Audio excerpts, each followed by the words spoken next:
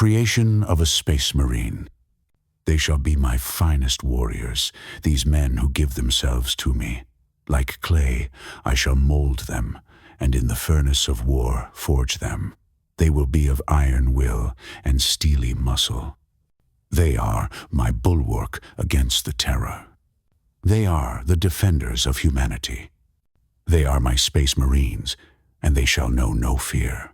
So spoke the Emperor of mankind at the dawn of the Great Crusade, envisioning the superhuman warriors who would become the Adeptus Astartes.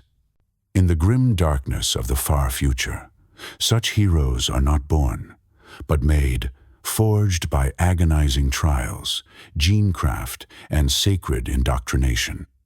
The process of creating a Space Marine is a slow and perilous transformation that turns a mere mortal youth into one of the Emperor's angels of death. It is a saga of blood and faith. The boy must die so the Space Marine can be reborn. Selection of the chosen. The road to becoming a Space Marine begins on the recruiting worlds scattered across the Imperium. Each chapter of the Adeptus Astartes selects only the strongest and most ferocious of humanity's sons to join its ranks. Often these recruits hail from deadly places, tribal death worlds, feral planets locked in perpetual war, or the deepest hive city slums where only killers survive. Brutal conditions and constant violence breed youths of aggression and psychotic-level killer instinct, traits highly valued in a potential Astartes. But brawn and fury are not enough. Candidates must be exceptionally young, usually in early adolescence, around 10 to 15 years old, for the genetic implants to take root before their bodies mature. They must also be male, as the gene seed organs are keyed to male hormones. Only a rare few possess the genetic compatibility and mental fortitude to survive the transformation. Before any trial begins, chapter apothecaries perform rigorous tissue compatibility tests and psychological screening on each candidate. Those who pass this gauntlet of exams earn the title of aspirant, a hopeful initiate. Many more are found wanting and rejected, or quietly disposed of to keep the chapter's secrets safe. For the aspirants, there is no easy induction. Ancient trials of strength, courage, and faith await them, varying by chapter tradition. Some must hunt and slay monstrous beasts in the wild. Others duel each other, often to the death, until only a bloodied victor remains. Many trials are so arduous that simply surviving is deemed proof of worth. On certain feral worlds, these tests might be cloaked as tribal rites of passage, watched in secret by the chapter's chaplains or serfs, so that the youths do not even realize the true purpose of their ritual combat. In all cases, only a handful pass where hundreds may falter. The vast majority of aspirants fail, and many die in the process. Those few victorious are whisked away by the chapter, never to see their home or families again. It is considered the highest honor for a tribe or family to have a son chosen by the Sky Warriors. On primitive worlds, the Space Marines are figures of myth, godlike giants who descend from the stars to carry off the bravest youths, inspiring awe and terror in equal measure. Thus, the chosen aspirant begins his ascension. He is brought to the chapter's fortress monastery or starship and placed under the care of the Apothecarian and Reclusium. There, his true tests commence. If at any point he is found spiritually wanting or physically inadequate, his fate is grim.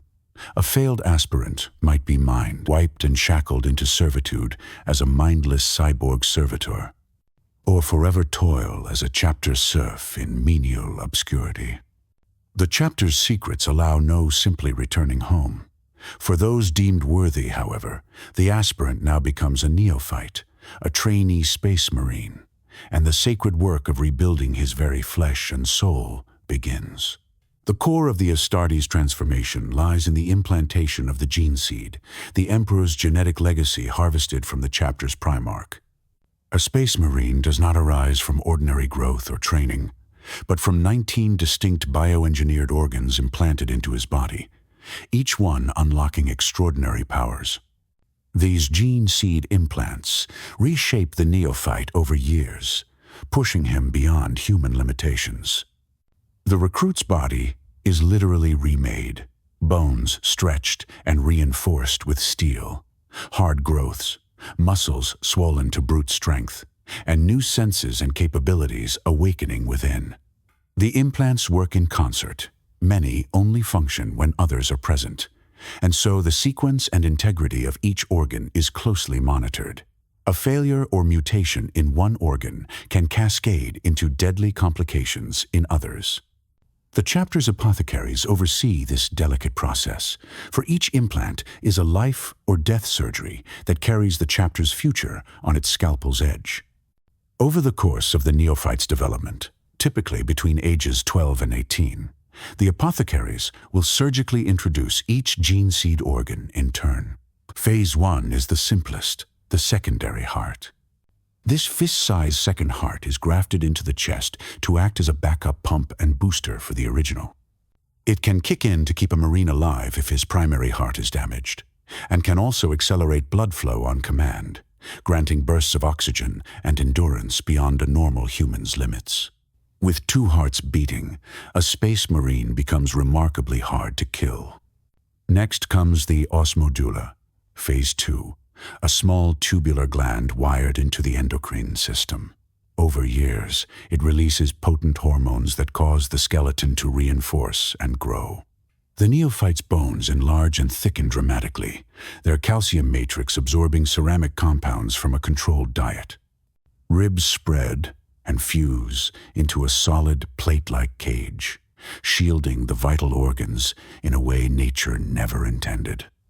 The very silhouette of the recruit begins to change as he gains in height and his chest broadens into a barrel of fused bone. After about 2 years, his skeleton is nigh unbreakable, though the osmodula's changes often bring excruciating growing pains as bone and sinew warp inside him. Implanted alongside the osmodula is the biscopia, phase 3, a tiny circular organ attached near the heart. It floods the body with anabolic hormones, massively amplifying muscle growth throughout the marine's frame. The once scrawny aspirant swells with sinew and might, his strength multiplied to superhuman levels. The osmodula and biscopia together account for the Astartes' imposing stature. By the end of the process, a space marine stands around 8 feet tall, a genetically engineered giant built for war. With the fundamental enhancements of heart, bone, and muscle underway, the neophyte's blood is then transformed. The hemastamen, phase 4, is a tiny implant inserted into a major blood vessel. It alters the hematopoietic system, increasing the oxygen-carrying capacity of the blood by raising the hemoglobin content. A space marine's blood becomes a vivid crimson ichor, highly oxygenated and efficient, fueling his augmented muscles. The hemastamen also regulates the earlier implants, ensuring the osmodula and biscopia do not run rampant. Following this, an organ called Laramann's organ, phase 5, is placed in the chest cavity. About the size of a golf ball, this liver-like gland produces special biologics known as Laraman cells. When the marine is wounded, these cells rush to the injury site and, upon contact with air, form a rapid coagulum, essentially instant scar tissue that seals wounds in moments. Thanks to this implant, Astartes bleed for only seconds before their blood clots itself. What would be grievous lacerations to a normal man are only minor inconveniences to a space marine, as his flesh knits itself with superhuman speed. Injuries that would take a human months to heal scar over in mere days for an Astartes. As the recruit's organs are implanted, each must be tested and trained. The implants remain largely dormant or useless, without specialized hypnotherapy, chemical catalysts, and training to activate them. Thus, beginning around this stage, the chapter's apothecaries and chaplains apply conditioning to ensure each new organ integrates properly. Nutrient solutions, hormone adjustments, and drills train the neophyte to consciously control some of his new abilities. The process is as much art as science, more akin to cultivating a deadly flower than simple surgery. The next implant is the catalepsian node, phase 6, a pea-sized graft at the back of the brain. This marvel of bioengineering severs the Marine's dependence on normal sleep. If fatigue sets in, the node enables him to shut down portions of his brain in sequence, resting half his mind while the other remains alert, cycling this way indefinitely. A Space Marine can fight for days on end without true sleep, grabbing minutes of half-aware rest as needed. He requires as little as 4 hours of sleep in a standard day and can even go 2 weeks with no sleep at all before fatigue truly impairs him. In effect, the Astartes becomes a tireless sentinel. Even at rest, his eyes can watch for the enemy. The preomner, phase 7, is then added, a chambered organ connected to the digestive tract, acting as a pre-stomach. Any ingested food or poison is first routed to the preomner, where toxins or indigestible materials are neutralized before they can harm the body. The Marine can consume otherwise deadly or rotten substances with little ill effect. Only purified nutrients pass into his primary stomach. This implant, coupled with the later enhancements, means a Space Marine can eat practically anything, from sapient flesh to toxic plants, and derive sustenance safely, a useful trait in the starvation conditions of war. At phase 8 comes one of the strangest implants, the Homophagia, also called the Remembrancer. Hidden within the spinal cord and brain tissue, this organ connects to the stomach via nerve bundles. Its purpose is to absorb genetic memories from any biomatter the Marine eats. By consuming a portion of a creature, especially the brain or other organs, the Space Marine can assimilate fragments of that being's memories or experiences, which transmit to his brain as if he lived them. This is a gruesome gift, but it has obvious intelligence-gathering advantages. A Marine can literally gain an enemy's knowledge by devouring him. It is the source of many macabre rites among the Astartes, such as the blood drinkers and flesh-tearers who ritualistically eat the flesh of the fallen. Over time, the Homophagia's potency, or curse, has led to degenerations. The Blood Angel's gene seed, for instance, bears a mutation that triggers insatiable bloodlust in the chapter, known as the Red Thirst, likely linked to an overactive homophagia. In creating Space Marines, the line between miracle and monstrosity is thin indeed. Next, to further improve survival in harsh environments, the multilung, phase 9, is implanted. As the name suggests, this is a third lung, an extra breathing organ that activates in low oxygen or poisoned atmospheres. When operating, muscular sphincters seal off the Marine's natural lungs, and the multilung takes over respiration completely. It can filter deadly gases, and even allow the Astartes to breathe underwater if necessary. Coupled with the enhanced blood from earlier implants, the multilung makes a Space Marine extremely hard to asphyxiate or gas. He can fight on toxic worlds in vacuum for limited times, and in the deepest oceans where a normal man would quickly perish. The oculobe, phase 10, is a small cranial implant that dramatically upgrades the Marine's eyesight. Placed at the base of the brain, it alters ocular growth patterns and retinal chemistry. Under guided optical therapy, the recruit's vision adapts and sharpens beyond human norms. Apothecaries can adjust the oculobe's effect during training until the Astartes can see in near darkness as if it were full light. With this implant, a Space Marine can also perceive and identify targets at vast distances. Reports speak of Marines spotting a foe's insignia from kilometers away with the naked eye. His eyes become true hunter's eyes, piercing smoke, night, and haze to track the enemy. Likewise, the Lyman's ear, phase 11, completely replaces the recruit's inner ears, enhancing auditory and vestibular senses. Externally, the ear looks human, but internally, it is far superior. A Space Marine becomes immune to dizziness or motion sickness, no matter the turbulence or concussive force. He can selectively dampen or amplify specific sounds at will, filtering out background noise or honing in on a single pin drop amidst chaos. The Astartes can hear frequencies and ranges beyond a mortal man's hearing. It's said that a Marine can detect a human heartbeat from 100 meters away and distinguish its cadence among dozens of others, a living lie detector and motion sensor in one. Together, the oculobe and Lyman's ear bestow senses truly beyond human, befitting the Emperor's sanctioned predators. By Phase 12, the neophyte receives the sus and membrane, a thin, membranous sheath implanted over the brain. In time, this membrane fuses with the cerebrum completely. With proper chemical therapy and training, the sus and membrane allows a Space Marine to enter a state of suspended animation on command.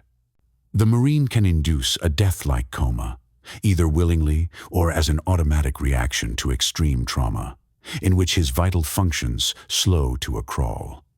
In this state, even grievous wounds can stabilize and heal as the body focuses all energy inward. A Marine could be buried alive or drift in the cold void for years in sus and hibernation, only to be revived later by specific chemicals or hypno-trigger phrases. The record for the longest Susan-induced sleep is said to be 567 years, survived by a Dark Angel's brother who was later resuscitated and returned to service. This capability makes a Space Marine nearly unkillable. Even death can be a temporary condition under the Emperor's science. Phase 13 brings the melanochromic organ, or melanchromic organ, which nests beneath the skin and regulates pigmentation. It allows the Marine's skin to respond to high levels of radiation or ultraviolet exposure by producing melanin and other protective pigments rapidly. Essentially, a Space Marine can endure levels of radiation or sunlight that would sear an unprotected man, with his skin darkening and thickening to shield him. This is why the skin tone of Astartes can vary or turn sallow after fighting near reactor cores or under alien suns. The organ adapts them to survive. No natural environment can easily scathe an Astartes. His body is actively tuned to resist it. To further fortify against toxins, Phase 14 introduces the eulytic kidney. Working in tandem with the secondary heart, this enhanced kidney can purge poisons from the blood at lightning speed. In emergency detox mode, the eulytic kidney will flood the body with catalytic enzymes and massively accelerate renal filtration. The process is so intense that it usually renders the Marine unconscious while his body fights off the poison. But within hours, he will awaken, purified and alive, where a normal man would be long dead. In daily function, this organ also continuously monitors the Marine's bloodstream, ensuring his other implants function efficiently and no impurities linger. Phase 15 is the neuroglottis, a highly sensitive organ of taste and smell. Augmenting the tongue and nasal cavities, the neuroglottis enables a Marine to detect chemicals by taste or scent with extreme acuity. He can identify a substance down to its molecular makeup just by licking or smelling it, from poisons in a drink to trace odors of an ambush in the wind. A Space Marine can even track a target, like a predatory hound, by sampling the very air or licking residues on the ground.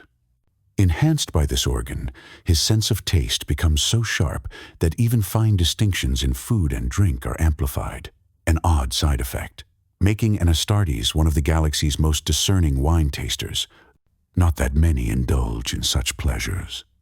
More practically, on the battlefield, this heightened smell, divided by taste, is yet another edge in sensing traps, toxins, or hidden foes. Phase 16 is the mucranoid, a gland that secretes a waxy, mucus-like sweat across the marine's skin upon command or specific chemical stimulus. When activated, often by apothecaries before a void operation, the mucrinoid secretion coats the marine, protecting him from extremes of temperature and even the vacuum of space for a short time. It is not full power armor level protection, but it can keep his flesh from flash freezing or boiling for long enough to operate in hard vacuum or chemical environments that would kill an unmodified human instantly. In concert with the multi-lung, this means an Astartes can perform short-term EVA extravehicular activity, or fight in the open void if he must, his skin sealed by mucrinoid oils and his blood oxygenated by his backup lung. Phase 17 implants the fearsome Becher's gland. In fact, this implant comes as a pair of small glandular organs, typically embedded either in the lower lip or in the hard palate of the marine's mouth. These glands continuously synthesize a potent, corrosive venom. The Astartes can spit this substance at will, like a spitting cobra. The venom can blind an enemy on contact and eat through flesh or thin metal in seconds. Given time and repeated expectoration, a space marine's acidic saliva can even burn through strong metals like ceramite or plasteel. The marine himself is immune to the toxin's effects. This grisly weapon is used sparingly, but can catch opponents by complete surprise. Few expect a space marine to literally spit acid. Some chapters' traditions incorporate this ability into initiation rituals or punishments, and it has given rise to legends of Astartes whose blood and spit are as lethal as their bolt guns. Nearing the end of the transformation, we reach Phase 18, the progenoid glands, also reverently called gene seed glands. These are among the most crucial implants, for they ensure the chapter's future. 2 progenoid organs are implanted, one deep in the neck, one in the chest, and over the course of years they absorb genetic information from all the other implants as the recruit's body develops. Essentially, they gestate copies of the gene seed. After a set time, 5 years for the neck gland, 10 for the chest gland, each progenoid matures into a capsule containing the genetic blueprint of all the 19 organs. Trained apothecaries will then surgically harvest these mature progenoids from the young marine's body. Each harvested gene seed gland can be processed to create new implant zygotes, which will be implanted into future recruits, continuing the chapter's line. The progenoids are literally the legacy of the chapter made flesh, and are fiercely protected. Should a battle brother fall in combat, apothecaries rush to retrieve his progenoid glands from his corpse, that none of the gene seed be lost. Without this organ, the priceless gene seed heritage of the Astartes would fail to propagate. Every space marine thus carries within him the seeds of his sons, the means to herald a new generation of space marines, just as he was born from the gene seed of those before him. Finally, the transformation concludes with Phase 19, the implantation of the Black Carapace. This is the ultimate modification, distinctive to the Adeptus Astartes. The Black Carapace is a sheet of bioengineered material that resembles a thin black film or mesh. Apothecaries implant it directly beneath the skin of the neophyte's torso, laying it out in sections that soon fuse together under the epidermis. Once in place, the Black Carapace hardens into an internal shell. More importantly, it sprouts neural interface spikes that burrow inward and connect into the marine's own nervous system. After the carapace matures, the apothecaries fit the marine with plug-like neural socket receptors that puncture through the skin of his torso. These ports sync with his nerve fibers, effectively making a direct mind-machine interface. With these, a space marine can plug into his power armor and truly become one with it. The armor's auspex sensors, strength-enhancing fiber bundles, and even the void-sealed environmental systems all connect straight into his body and brain, responding at the speed of thought. The Black Carapace marks the completion of an Adeptus Astartes, Only with it can he wear the famed powered battleplate as a second skin. A neophyte lacking a Black Carapace, such as a Scout Marine, might don Carapace armor or Scout armor for light duty, but he cannot fully interface with power armor. This final implant, therefore, is the threshold of full initiation, the divide between trainee and true Space Marine. When the Black Carapace is implanted and bonded, the young warrior becomes a full battle brother of the chapter, ready to take his place among the Emperor's finest. The result of these 19 implants is a post-human being, transhumanus, as the ancient Mechanicum termed it, vastly superior to baseline humans in every way. A Space Marine's body can withstand wounds that would kill a normal man several times over. He can eat poison, breathe toxic air, see in pitch black, spit acid, shrug off extremes of environment, and even gain memories by tasting blood. His reflexes and strength allow him to rip through steel and shatter bone. Augmented senses let him react to threats faster than an unenhanced man can blink. His blood clots in instants, and given a short respite, even fatal injuries might heal. With both hearts beating and all his organs synergizing, a Space Marine is the ultimate biological fighting machine, the Emperor's living weapon. It should be noted that in the present era of the 41st millennium, a new breed of Astartes has emerged. The Primarchs Space Marines, created on the orders of Robut Guillamon and Archmagos Belisarius Call. These Primarchs Marines undergo the same fundamental process described above, but Call's genius added 3 additional implants to further enhance them. Among these are the sinew coils, metallic coil reinforcements threaded through the musculature to multiply strength even beyond that of a traditional Marine, and the Magnificat, a small brain lobe that boosts growth and organ development derived from the lost technology of the Emperor's Primarch project. There is also the Belisarian Furnace, a hidden organ tied into the hearts that can release healing stimulants in extremis, reviving a mortally wounded Primarchs Marine for one last burst of action. These new implants make Primarchs warriors slightly taller, hardier, and more resilient to genetic flaws. Yet even the Primarchs are Astartes in spirit. They too must survive the same harrowing creation process and receive the original 19 blessings of the Emperor's gene craft. The Primarchs innovations are but refinements on the ancient template that has served the Adeptus Astartes for millennia. Even as gene seed reshapes the body, the mind of the recruit must also be reforged.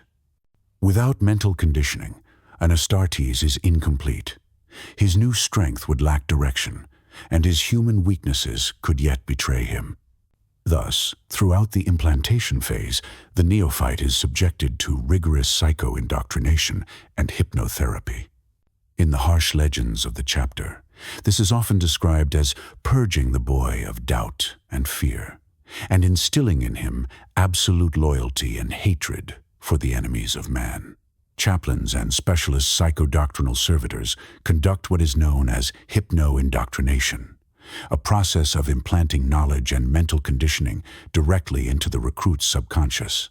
Often, the neophytes are placed in hypnochambers or made to sleep while their brains are barraged with mimetic pulses, catechisms of hate, and strategic lore. It is said that by this method, a Space Marine downloads years of training and dogma straight into his brain in a matter of weeks. Battle tactics, weapon drills, target recognition, and countless liturgies of devotion to the Emperor are burned into the neural pathways of his mind. When he awakens, he may recall these skills as if he had trained for years, even though they were artificially implanted. Hypno-indoctrination can imprint languages, encyclopedic knowledge of imperial lore, and above all, unshakable loyalty. Through subliminal messaging, the recruit's very instincts are engineered. He learns to obey without hesitation, to suppress pain and fear, and to kill without remorse. By the time the process is complete, the Astartes think and feel fundamentally differently from a normal man. Where once a boy might have known doubt, now remains only faith and righteous fury. However, this method carries risks.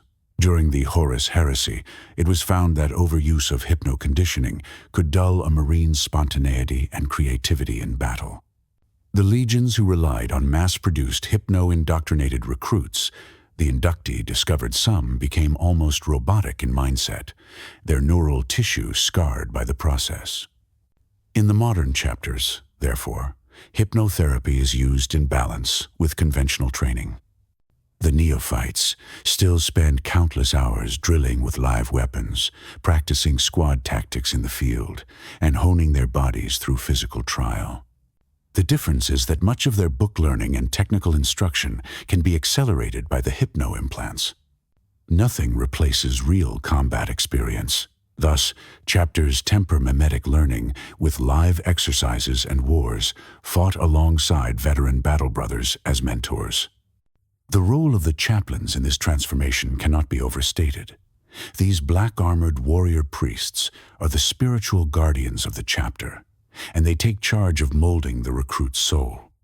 From the day the neophyte is inducted, the chaplain oversees his moral and religious training. The young warrior is taught the sacred histories of the chapter, the heroes and martyrs of its past, and the canticles of hate to recite in battle.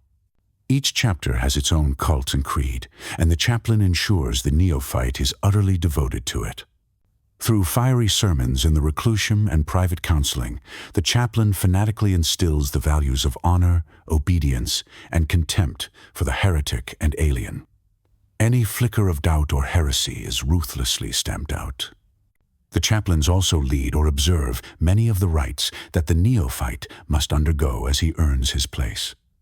These can include nights of fasting and prayer in the dark catacombs, rituals of pain to test his endurance, or symbolic quests drawn from the chapter's legends. Some ceremonies are solemn, recalling the emperor's sacrifice and the burden of duty, while others are barbaric, involving bloodletting or scarification to mark the recruit as one of the chapter's own. Through all of this, the chaplain serves as both a harsh teacher and a spiritual guide. In the grim darkness of the far future, faith is a weapon, and the chaplains see to it that each marine's faith is unbreakable. While the chaplains work on the soul, the chapter's apothecaries vigilantly guard the flesh. These biological artisans do far more than just surgery. Apothecaries constantly monitor the developing neophytes for any sign of organ rejection, genetic deviancy, or mutation. Gene seed is a sacred gift, but it can carry flaws, a reality proven by chapters like the Blood Angels or Space Wolves, whose unique gene seed strains produce curses alongside powers. If a recruit's implants start to show abnormality, it is the apothecary's duty to decide if the neophyte can be treated, or if he must be euthanized to protect the purity of the chapter's gene seed. They administer regular injections of growth hormones, nutrient baths, and chemical catalysts to encourage each implant to bond with the host. Often, an apothecary will keep a neophyte in a Medicae coma during particularly drastic surgeries, awakening him only to test reflexes or to begin hypno-conditioning for a new organ. In battle, apothecaries double as combat medics for their brethren. But within the fortress, they are the custodians of the chapter's future, tending the next generation growing in the flesh of the current. Each successful creation of a space marine is a personal triumph for the apothecary overseeing his transformation, and each failure a personal tragedy. When the time comes, it is the apothecary who ceremonially implants the Black Carapace into the veteran scout, officially making him a full space marine. And when a battle brother falls, it is the apothecary who anoints the gene seed extraction and ensures the chapter's lineage continues.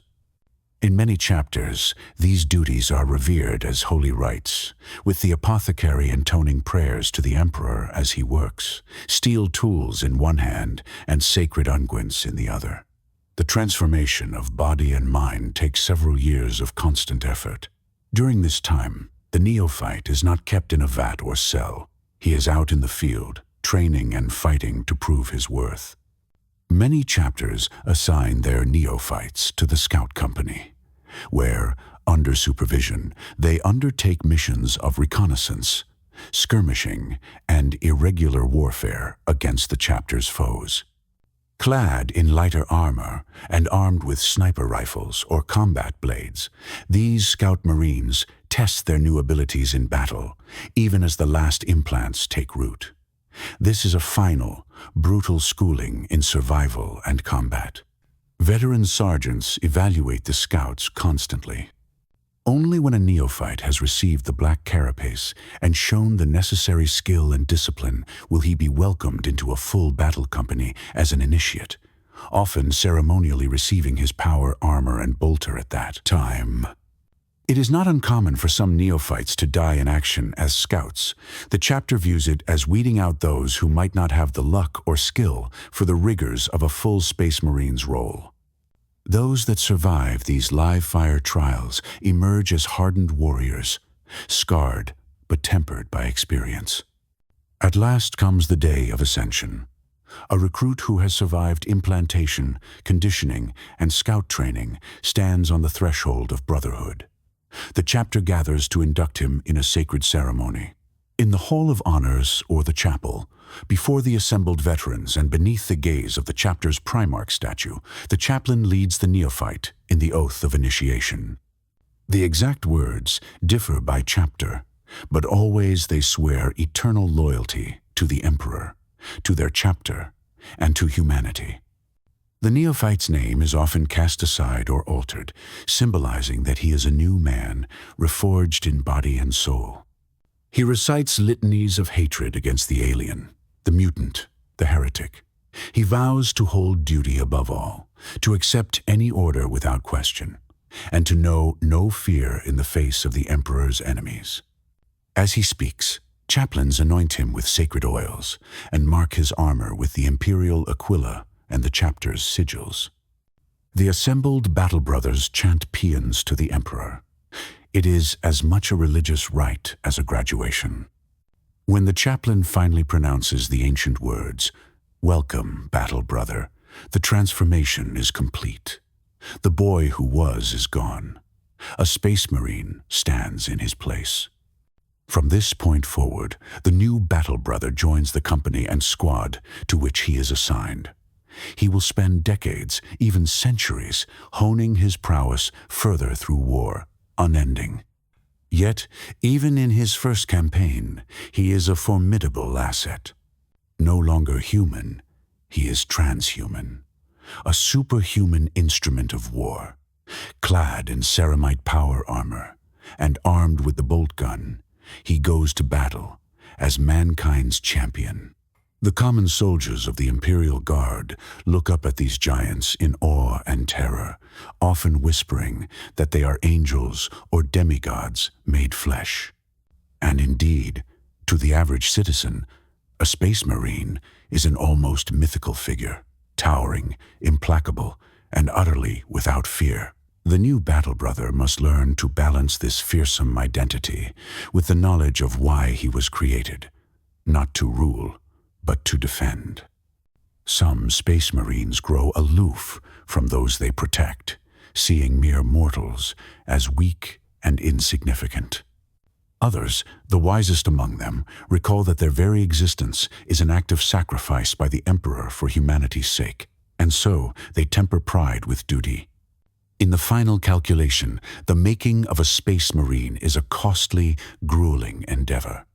For every 100 youths that aspire, perhaps only 1 or 2 will succeed in joining the chapter's ranks. Many will have died on the trial fields, more on the operating table, and others in the hypno-indoctrination, trance, or training cages.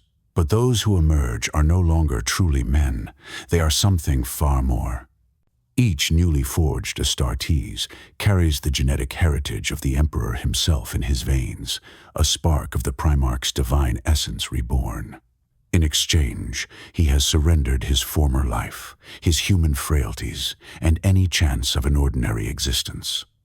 He will likely know only war, comradeship, and worship of the Emperor for the rest of his centuries-long life.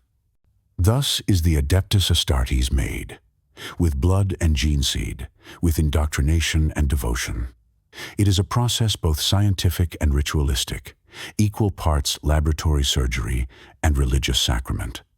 The chapter's apothecaries and chaplains watch over it at every step, one tending the flesh, the other tending the soul, ensuring that each Marine is pure in body and spirit. When the process succeeds, a mere mortal is reborn as one of the Emperor's finest warriors.